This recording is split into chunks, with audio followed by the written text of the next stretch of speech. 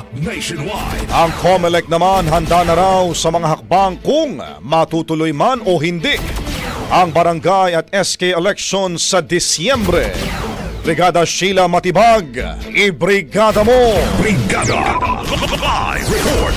Magpapatuloy ang paghahanda para sa Barangay and Sangguniang Kabataan Elections o BSKE habang hinihintay pa ring malagdaan ni Pangulong Bongbong Marcos ang panukalang batas na target ipostpone ang halalan.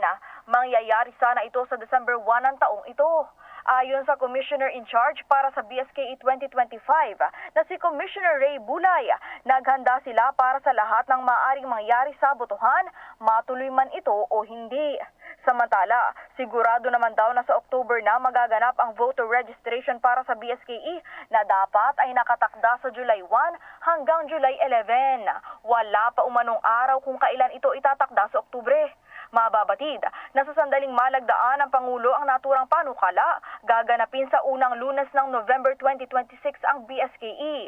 Maliban dyan, plano rin ng bill na palawigin ang termino ng mga BSKE officials ng hanggang 4 na taon mula sa kasalukuyan na 3 taon. In the heart of changing lives, ako si Brigada Sheila Matibag ng 15.1 Brigada News FM Manila. The Music News.